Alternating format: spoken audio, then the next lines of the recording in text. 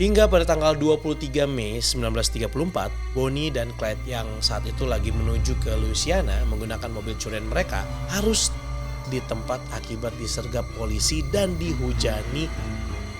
Dan kisah Bonnie and Clyde ini akhirnya berhenti sampai di situ.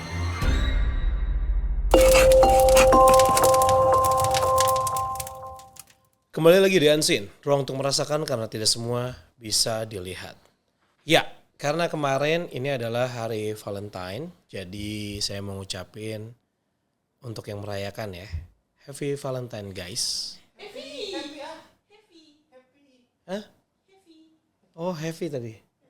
Berat ya berarti Valentine-nya ya.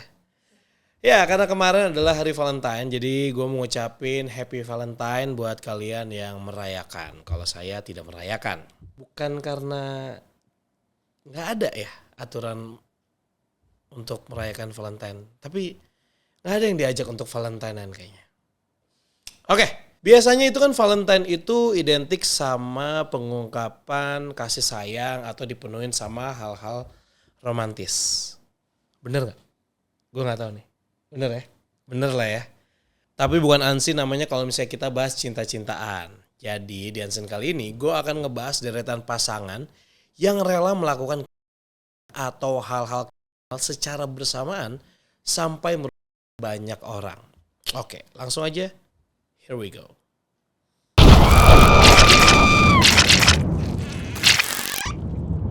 Bonnie Parker and Clyde Barrow.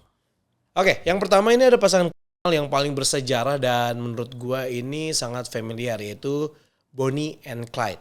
Bahkan ya sampai saat ini para musisi atau filmmaker ini sering memasukkan nama mereka di lagu atau di filmnya. Jadi, apa cerita di balik pasangan fenomenal ini? Ya, Bonnie Parker and Clyde Champion Barrow pertama kali bertemu di Texas pada Januari 1930. Nah, saat itu umur Bonnie ini masih 19 tahun dan sudah menikah. Sementara Clyde lebih tua umurnya yaitu 21 tahun dan masih single. Karena Bonnie ditinggalkan oleh suaminya, jadi mereka pun menjalin hubungan pacaran. Sebenarnya Clyde adalah orang yang bermasalah dan sering keluar masuk penjara karena beberapa kasus seperti dan juga, tapi entah kenapa Bonnie ini tetap setia sama Clyde. Dan pasangan ini memutuskan untuk melakukan secara bersama-sama dari mulai 1932 sampai 1934. Selama 1 tahun itu, Bonnie dan Clyde ini berhasil membang toko-toko kecil dan mencuri mobil. Mereka juga melakukan dan terhadap 9 petugas polisi serta 4 warga sipil. Mereka ini sering melancarkan aksinya di beberapa negara bagian Amerika seperti Texas, New Mexico, Oklahoma, Louisiana, dan juga Missouri. Polisi dari masing-masing negara bagian tersebut pun mencari pasangan ini selama kurang lebih bertahun-tahun ya. Jadi agen khusus FBI dan Biro Investigasi juga diturunkan untuk menangkap mereka. Hingga pada tanggal 23 Mei 1934, Bonnie dan Clyde yang saat itu lagi menuju ke Louisiana menggunakan mobil curian mereka harus di tempat akibat disergap polisi dan dihujani. Dan kisah Bonnie and Clyde ini akhirnya berhenti sampai di situ.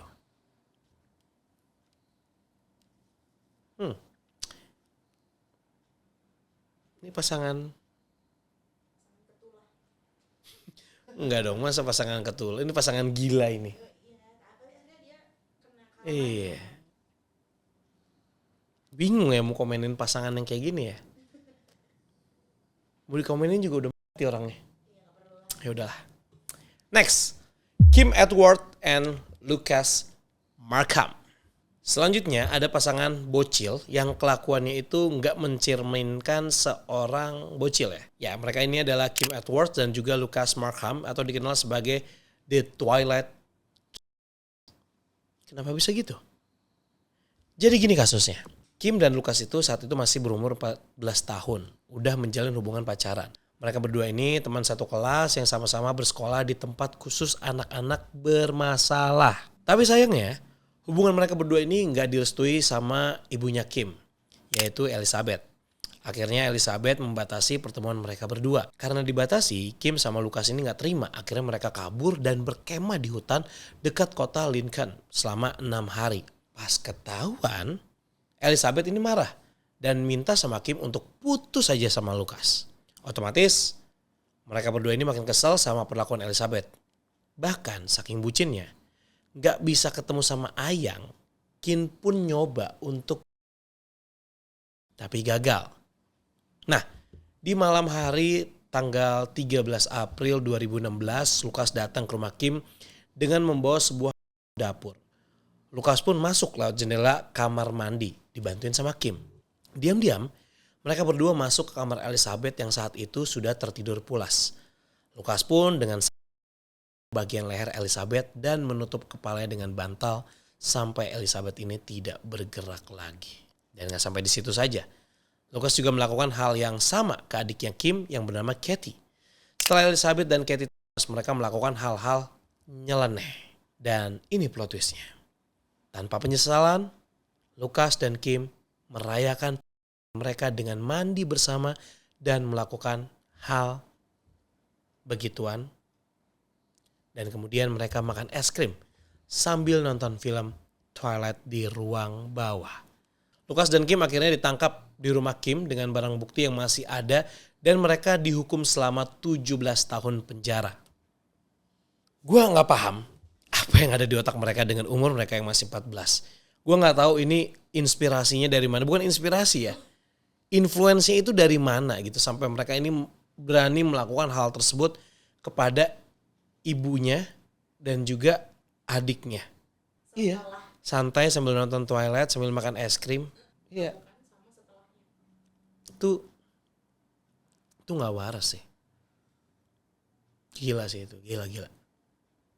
Duh, mudah-mudahan gak ada yang begitu ya. Hah? Di Indonesia. Makanya guys, pacaran gak perlu bucin-bucin banget. Nah ini gak jadi ansin nih. Nanti gue bijak lagi. Kan lagi Valentine. Oh, hari Valentine. Gue bingung mau bijak juga gimana, gak punya pasangan. Oke, lanjut. Ke Hafidz dan Ashifa. Namanya sih udah Indonesia ya. Oke, next.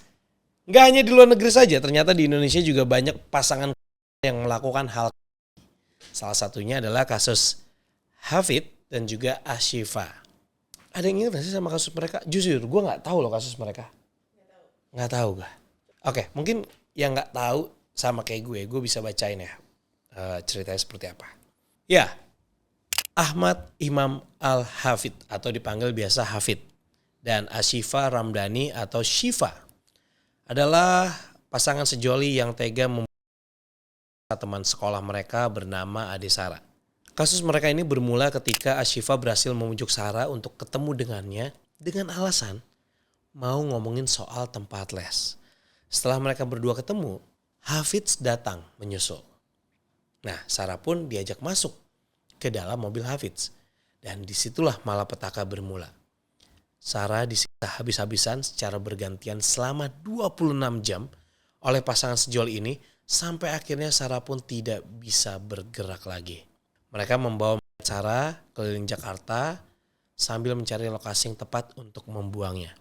Dan akhirnya mereka membuang Sarah di pinggir tol Bintara Bekasi, Jawa Barat pada tanggal 5 Maret 2014.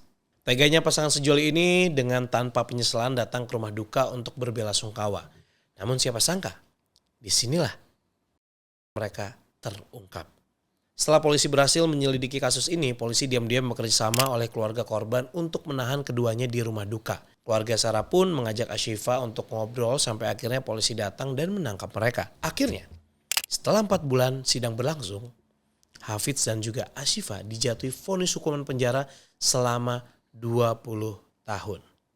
Motif pasangan ini tega membunuh Sarah karena Hafidz ini sakit hati kepada Sarah yang memutuskan hubungan dengannya karena alasan beda agama. Sementara Ashifa punya motif lain, yaitu dia cemburu karena Hafidz masih sering menghubungi Sarah. Jadi, dia takut kalau misalnya Hafidz ini balikan sama si Sarah.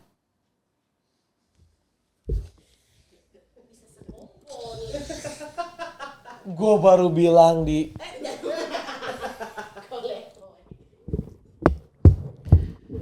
Gue baru bilang tadi di cerita kedua, mudah-mudahan di Indonesia gak ada.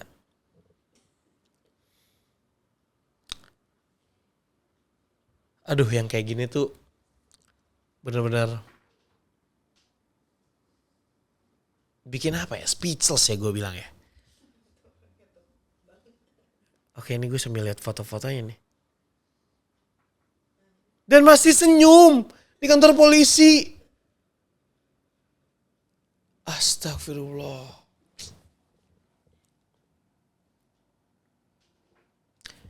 Gue gak bisa ngomong apa-apa. Gila sih ini. Yang satu gara-gara putus. Yang satu cemburu. Wah, ini sakit. Todd and Julie Chrisley. Oke, dan ini yang terakhir. Kalau misalnya tadi kan kita udah bahas kasus-kasus pasangan yang udah tahun-tahun yang lalu ya. Nah, sekarang ada pasangan dari Amerika Serikat yang baru aja terjerat kasus. Mereka adalah Todd Chrisley dan juga Julie Chrisley, pasangan selebriti sekaligus jutawan yang cukup terkenal di Amerika. Mereka juga terkenal karena reality show sejak 2014 yang ditayangkan di TV mengenai kehidupan keluarga mereka bernama Chrisley Knows Best. Jadi, kalau di sini tuh kayak semacam program keluarga Gen Halilintar kali ya. Atau Janji Suci Raffi sama Nagita yang kehidupan keluarganya itu tuh disorot dan dijadikan sebuah program TV. Nah, oke, kita lanjut. Tapi sayangnya, baru-baru ini Todd dan juga Julie ini terjerat kasus penipuan bank dan penggelapan pajak dengan total lebih dari 30 juta dolar Amerika. Keluarga mereka bisa mendapatkan pinjaman uang dari bank sebanyak itu karena mereka sengaja menyerahkan laporan bank, laporan audit, dan juga laporan keuangan yang palsu.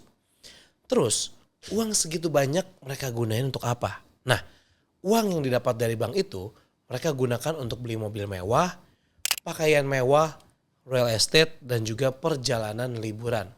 Sebelumnya, mereka udah didakwa atas kasus tersebut sejak 2019, tapi persidangan mereka ini baru diputuskan hakim di tahun 2022. Dan akhirnya, Todd yang berusia 53 tahun dijatuhi hukuman 12 tahun penjara dan masa percobaan 16 bulan.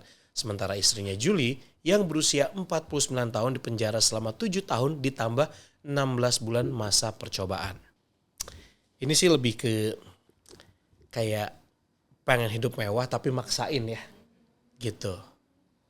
Kasian sih, maksudnya ya udah apa adanya aja sih sebenarnya. Apalagi zaman sekarang kan banyak gitu yang sedih-sedih itu lebih laku untuk jadi konten. Mereka nggak tahu kayak di Amerika kayak gitu ya. Oke, itu dia pasangan pilihan gue dan juga tim Ansin yang paling bersejarah, paling viral pada masanya, dan ada juga yang paling kejam. Nah, menurut kalian, pasangan mana yang paling toksik? Jangan ngomong pasangan kalian. Putusin aja kalau itu sih. Oke, ngomongin tentang pasangan atau cinta, gue jadi ingat cuman satu kalimat. Kalau cinta itu buta. Asik kan? Ya, di sini ya terbukti gitu. Cinta itu bisa membutakan banyak hal. Contohnya orang-orang yang rela melakukan tindakan kriminal sama pasangan mereka dengan alasan atas dasar cinta. Enggak gitu juga kali. Oke, gini kali ya. Kalau kalian itu tipe orang yang ngejalanin hubungan dengan kebucinan, ya ngebucinlah dengan isi ya hal-hal yang positif. Misalnya ngedate sambil ngitungin butiran beras gitu. Atau mikirin nanti mau bangun rumah di bumi atau di Pluto.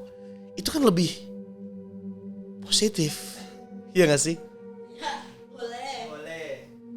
Oke, untuk nextnya kita bahas apa lagi. Kalau misalnya kalian pengen gue bahas mengenai true crime lainnya, boleh kritik dan saran kalian di kolom komentar. Atau mungkin ada yang pengen, Bang Fadi tolong dong bahas kisah ini gitu. Dan gue juga tetap berharap nungguin cerita menarik dan juga serem dari kalian. Jadi langsung aja emailin di fadipotret@gmail.com. Siapa tahu nanti ada cerita yang menarik bisa kita bawain.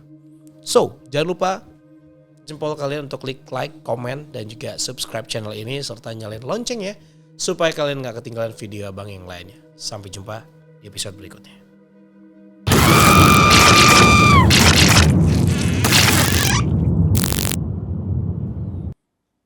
Ada yang ingat gak sih sama kasus mereka? Jujur, gue gak tahu loh kasus mereka.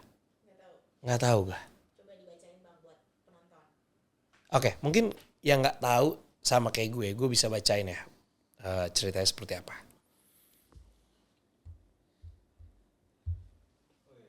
Nggak ngaruh kan audio ya? Kenapa itu ya? Nggak, gue pikir bisa keluar ceritanya gitu. Oke, itu dia pasangan-pasangan pilihan gue dan juga tim Ansin yang menurut kita ini paling bersejarah dan ini kayak harus istirahat gue nih abis ini. Dia ketawa.